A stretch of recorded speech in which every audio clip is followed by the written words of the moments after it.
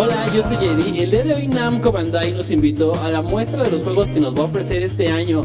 Y lo mejor es que la pizza es gratis. ¡Vamos!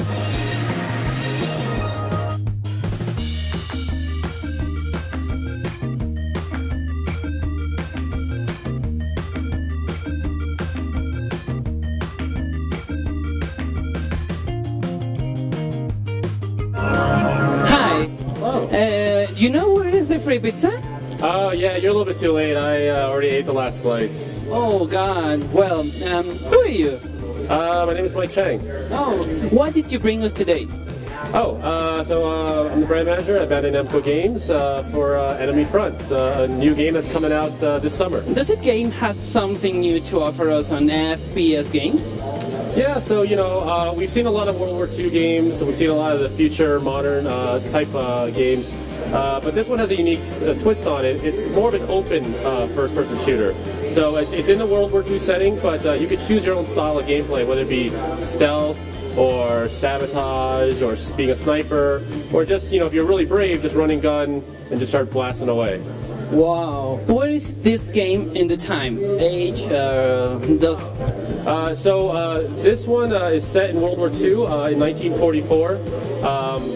So it's about the Warsaw Uprising in Poland. This year, 2014, is the 40th anniversary of the Warsaw Uprising. So it's actually a real storyline that you're playing. The character who you're playing as, Robert Hawkins, is a fictional character, but all the other events are based upon the Warsaw Uprising in 1944. Can you tell me something more about the main character? Yeah, so you're playing as Robert Hawkins. You're an American journalist that's been sent over behind enemy lines to kind of document all of the atrocities by Hitler's army and the Nazi war machine. So you're there to document, but as you're there with your photographer, you start to get kind of pulled into the battle, and then eventually you find yourself kind of fighting alongside with other resistance soldiers when you get into Warsaw Uprising. Does this game have something special for developers? The CI game developers are there in Poland, in Warsaw, so the project was really a special project for them, being that they are from Poland, and this is about the Warsaw Uprising. So they really paid a lot of attention to detail for a lot of the level designs and the environments. So especially in the Warsaw stages, they really use a lot of old photographs and footage and film to really recreate exactly to the T that entire area. So it's a much loved project by them. Enemy Front will be on Xbox 360, PlayStation 3, and PC, and fans, get ready to join the Uprising this summer 2014. Hi! Hey, how's it going? You know something about free pizza? I do, but it's not free anymore. It's really expensive now. Oh, God. Well, what's your name? I'm Jason Enos. What did you bring us today? I actually brought a brand new game of the Naruto Shippuden Ultimate Ninja Storm series. Oh, great! Better than pizza. Better than pizza. Can you tell me something about the new modes of game? Yes, so the new game is Ultimate Ninja Storm Revolution, and we have a brand new character in the game, something that fans have never seen in the anime or the manga before. It's called Mecha Naruto, which is a robotic, mechanized Naruto who transforms, just like regular Naruto, into all these other crazy forms. This was actually created and designed by Kishimoto-san, who's the original creator of Naruto. So this is the first time he's actually made something that's outside of the manga and the anime, and it's exclusively for the game. Yeah, you really forward the interview, because I was about to ask that. Who is Mecha Naruto? It's I can keep going. Yeah. So, what we know about Mecha Naruto is actually not so much right now. It's a new character. Kishimoto-san has created it, but there will be a section of the game focused on this battle with Mecha Naruto, and I think fans will enjoy this because it's entirely new content that they've never played before. Like when many of the fans, pick up a new Storm game, they already know a lot of what's going to happen in the manga or the anime. It's still fun to play it, of course, but this is going to be something they have no reference. It's going to be a complete surprise as to what happens. It's not a continue of last games before. It's something totally new. Something totally new, but the game also does pick up where Storm 3 ended, and it also continues the Shippuden storyline for the fans. You told us about Mecha Naruto, but something about new characters? Yes, the game has what will probably be the biggest lineup of characters out of any of the previous Naruto games. We don't have the exact number, but Storm 3 had, I think, 72 playable characters. This is going to have more than 72, which is already really big.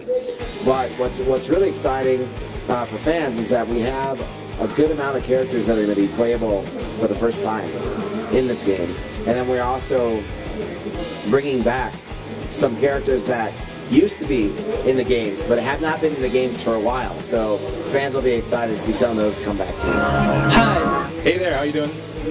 I think you're not going to give me free pizza, right? No, not for you.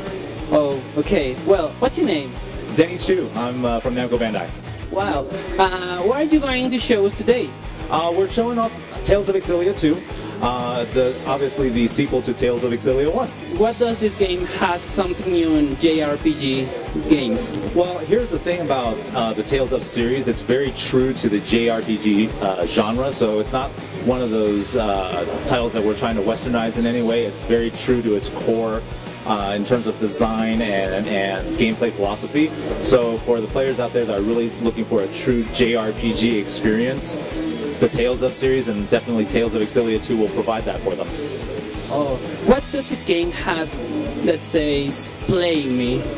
I think for Tales of Xillia 2, it's definitely the great story, the art style, the battle system is really smooth and you know, it takes place in real time, so it's not turn-based, so it's not clunky and slow sometimes. I mean, obviously that's a different gameplay style. This one's a little bit more faster paced, so for me, I like a little bit faster paced gameplay with rich story, so the Tales of Xillia 2 definitely provides that.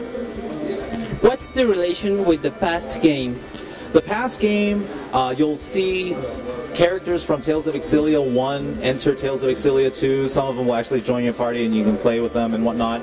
But for the most part, you will be playing a new story with new characters. That's what I was about to ask you. Can you tell me something about new characters? The two new characters that you'll be playing, there's a girl named Elle, and then the guy is named Luger. I have a hard time pronouncing his name, but I believe that's how you pronounce it. So essentially, when you open up and play the game, you'll find that Elle and her father are being chased by these masked gunmen, and she makes a harrowing escape, and the dad actually ends up being killed by those gunmen. And yet, you know, when she makes her escape, he tells her, you have to get on this train heading for this specific city, and it's on this train that she meets Luger, and that's when the story really takes off, and you know, you go on this grand adventure. I can see there's a very good illustration, a very good animation. Who was in charge of it? Well, Hideo Baba is the main producer on the title. He's been producing Tales of games for a very long time, so he definitely knows the art style, the storytelling. He's been great in terms of, you know, being able to really expand the series and really drive it forward at the same time. Is this a game made for current players, or anyone can join to the adventure?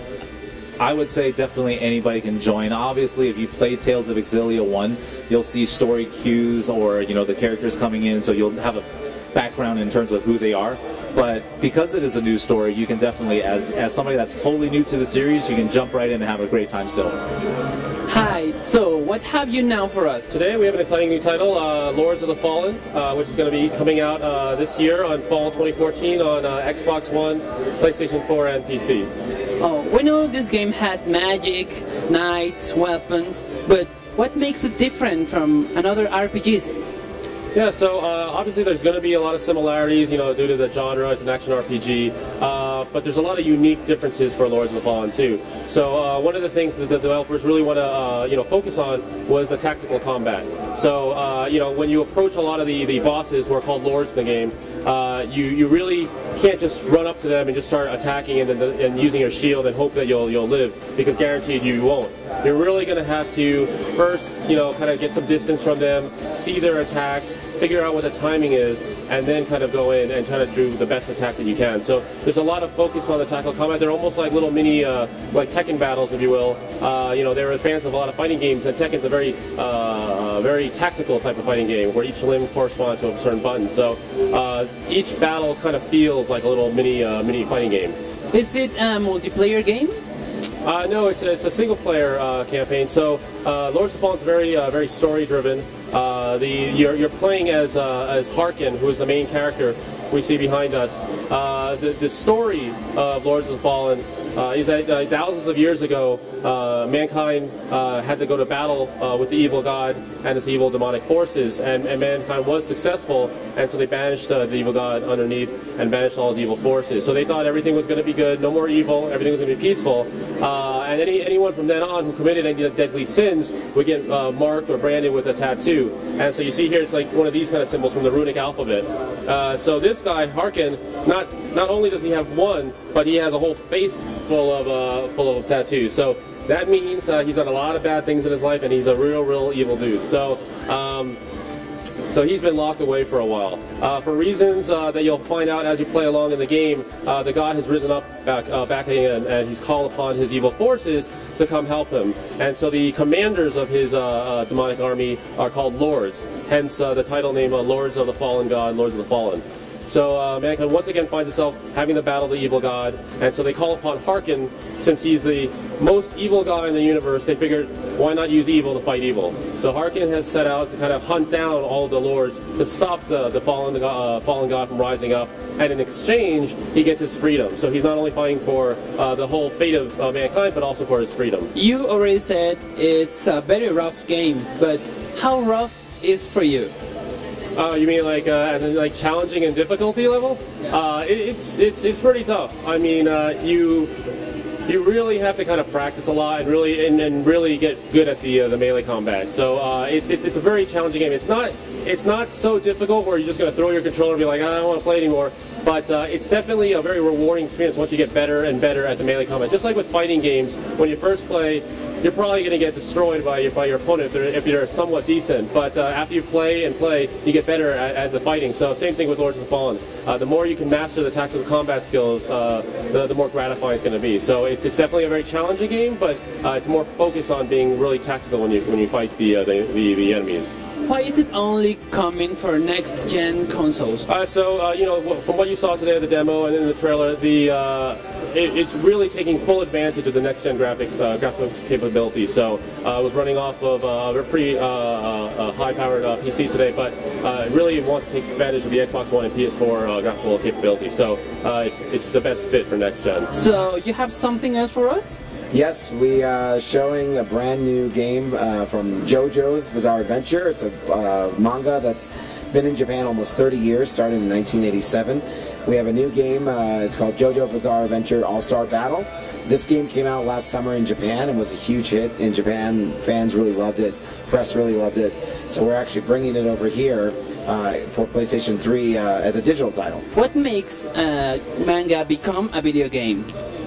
Well, it's it's a unique process because manga is usually hand drawn and artists and sketching, and then being able to take those materials and then drop it into a three-dimensional world and animate the characters when they're not really animated in the manga. It does take a lot of work, but the development team that's working on this game is CyberConnect 2, same development studio that's doing all of our Naruto games, and they do an amazing job. They know really how to bring the manga games to life. We heard the game is already available in Japan.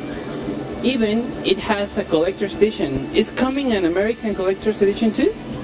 So for bringing it over here, since we're planning it only as a digital game, we're not planning any kind of collector's edition.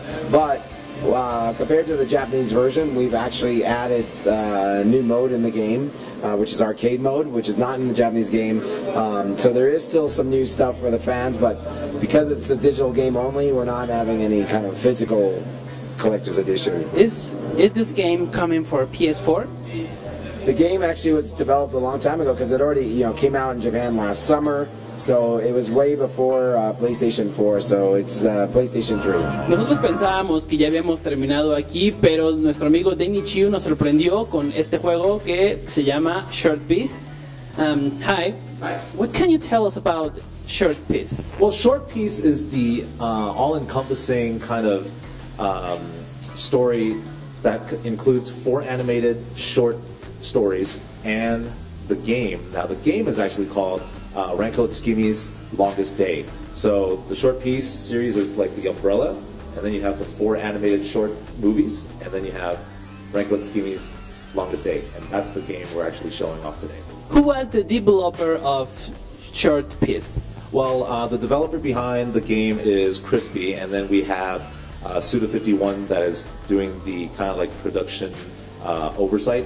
So you'll definitely see a lot of his style, a lot of the flamboyant action, and fans of his work will definitely see the DNA that he's put into the game. Do you think anyone can play this game? Absolutely.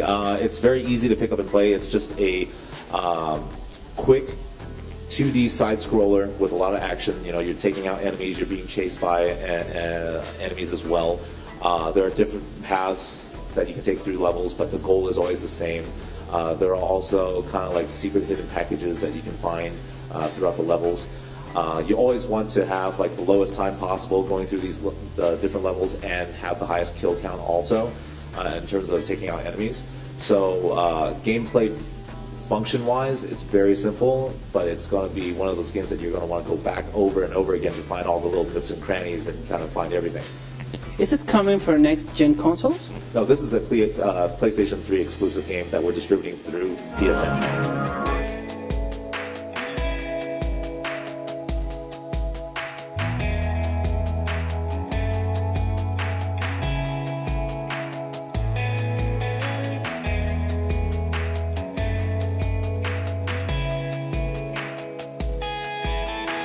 Hey, I'm Danny Chu from Namco Bandai Games America. Hey, I'm Mike Chang. And you're watching Play Reactor. You're watching Play Reactor. Stop looking for free pizza. You're watching Play Reactor. So stay tuned for more.